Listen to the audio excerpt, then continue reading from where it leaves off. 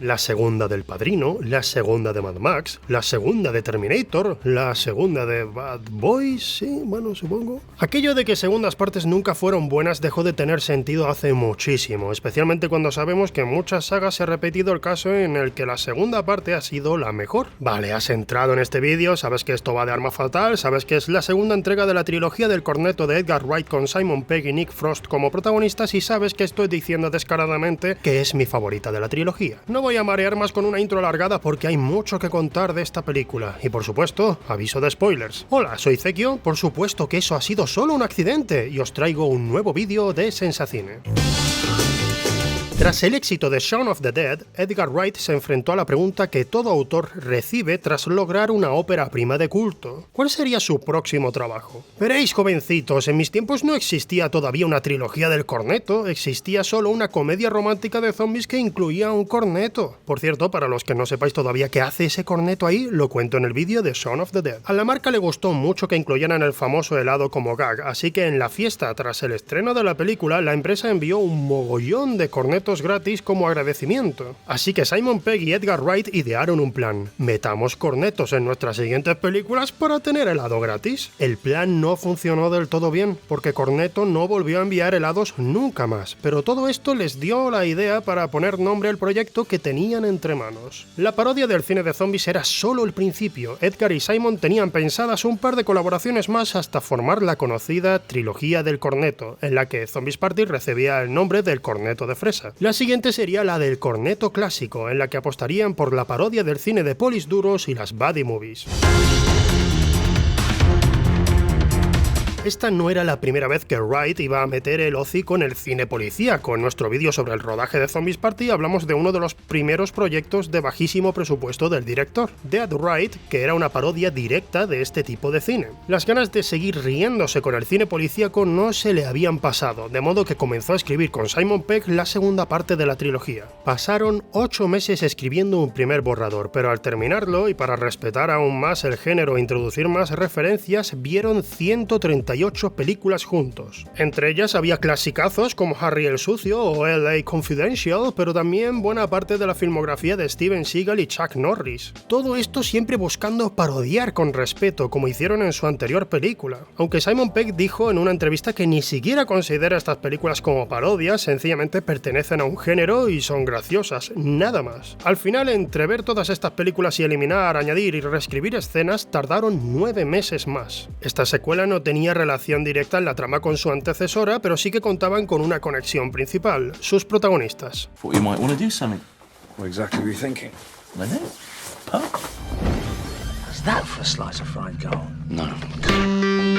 Simon Pegg claramente volvía como actor, pero Nick Frost dijo que lo haría únicamente si le dejaban elegir el nombre de su personaje. Al parecer, Danny Butterman es un nombre que le hacía gracia al actor, ya que le recordaba al nombre de un hobbit o algo así, y lo tenía pensado desde hacía muchos años. Simon y Edgar aceptaron, por supuesto, porque tampoco es como si les hubiera pedido llamarle John McPennis o algo así. Y no serían los únicos que volverían a aparecer en la trilogía del corneto. Muchos probablemente recordemos que tanto Martin Freeman como Bill Nighy, que aparecen al principio y al final de Arma Fatal, también estuvieron en Shaun of the Dead.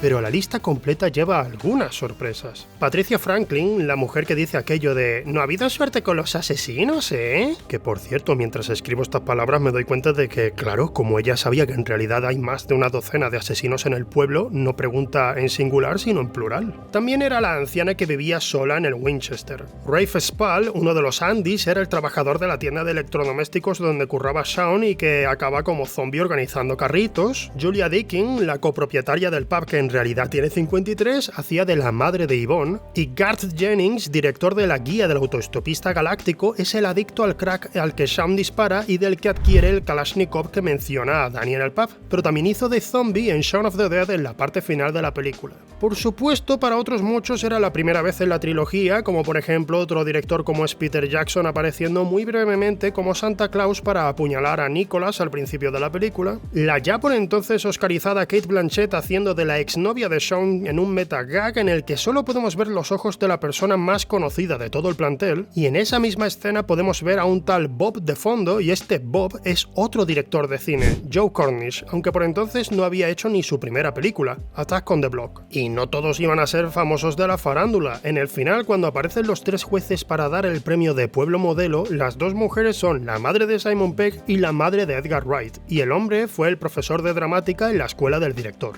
Pero bueno, en la mayoría de los mencionados anteriormente estamos hablando de apariciones muy breves o cameos. Lo que era más curioso era ver a Jim Broadbent o Timothy Dalton interpretando papeles cruciales. Timothy había sido James Bond y el malo de Rocketeer en sus tiempos mozos, y Jim había aparecido poco antes en películas como Moulin Rouge y Gangs of New York, pero resulta que los dos respetaban mucho el trabajo de Edgar y Simon. De hecho, el personaje de Frank Butterman fue escrito directamente pensando en Jim porque él les había pedido en los BAFTA de 2004 que contaran con él para próximos proyectos. Y curiosamente, Arma Fatal también fue una de las primeras apariciones en el cine de una de las actrices más respetadas a día de hoy, Olivia Colman, interpretando a Doris, una de las mejores agentes del cuerpo, del servicio de policía. Con todo el plantel de actores elegido y la preproducción terminada, era hora de que Edgar Wright volviera a ponerse las botas de director en el rodaje.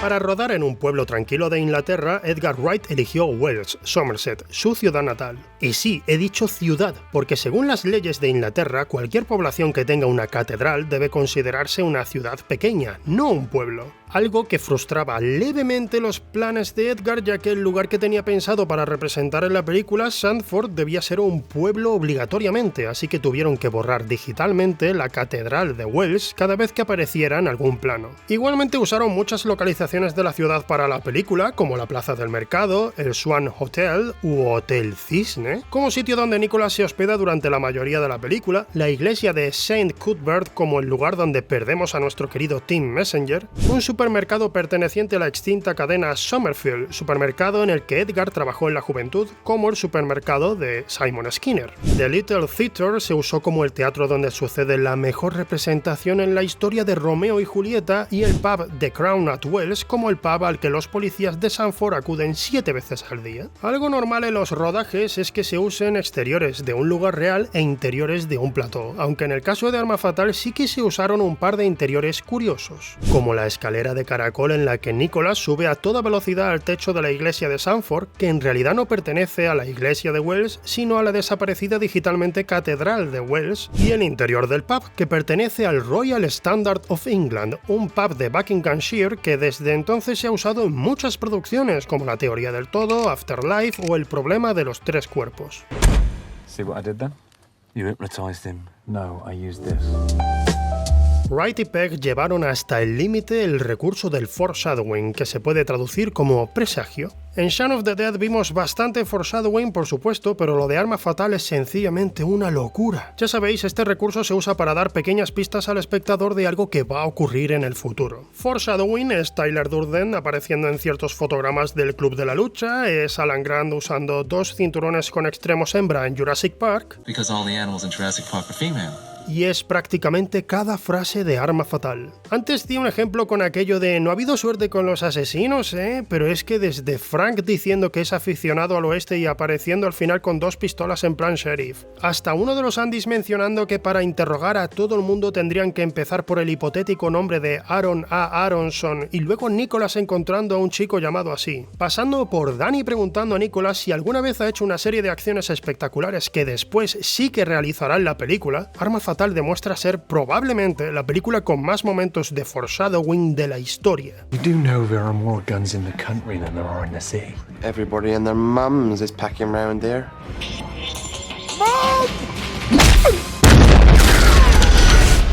Very good. What he said. We won't be expecting that. Very good, what he said. Guilty people often make the first move. Morning, Sergeant. Morning, Sergeant. Morning, Sergeant. Lock me up. De hecho, algo bastante arriesgado que hace Arma Fatal es presentar foreshadowing falso. Por ejemplo, casi todo lo que tiene que ver con Simon Skinner. Seguramente pensaste lo mismo que la mayoría la primera vez que viste esta película. Este pavo es el asesino, está claro. Cada vez que aparece en pantalla hace juegos de palabras sobre los asesinatos ocurridos, su actitud es sospechosa en todo momento e incluso escucha canciones relacionadas con los posibles asesinatos cuando pasa cerca de la escena del crimen.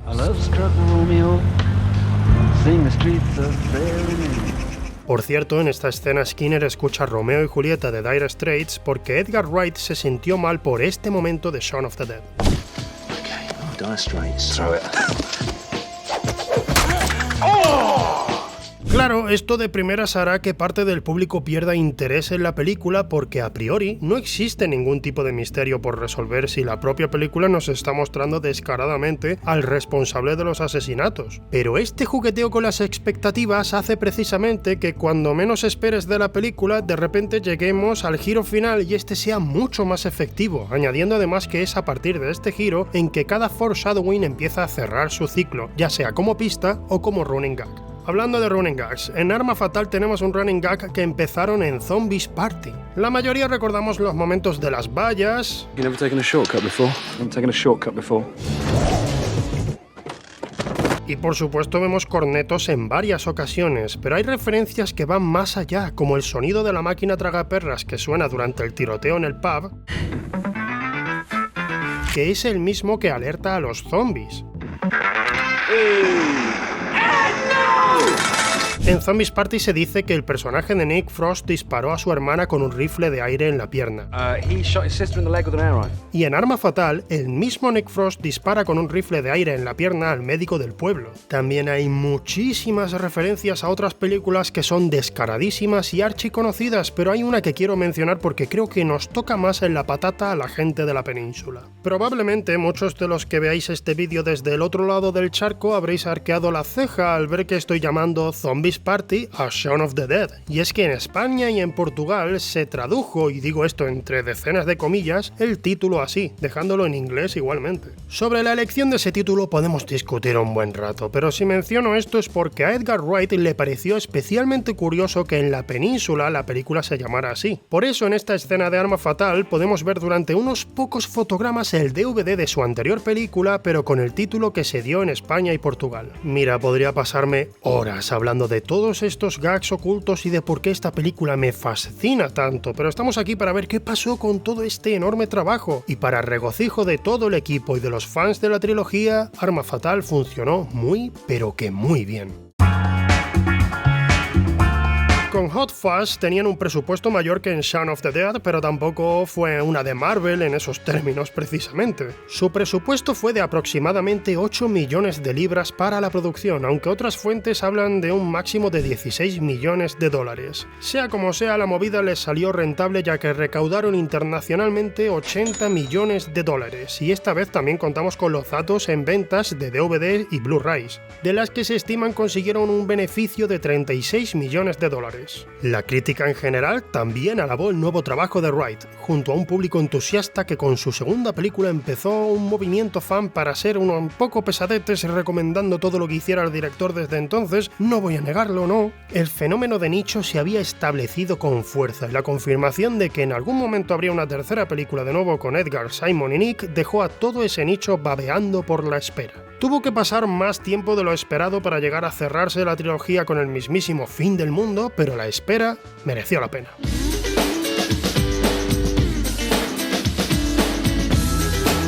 Y eso es todo por hoy. Si creéis que en Sensacine también tenemos que cerrar la trilogía del corneto hablando del rodaje de Bienvenidos al fin del mundo, dejadlo en los comentarios. Nos vemos en el próximo vídeo. Muchas gracias y un beso.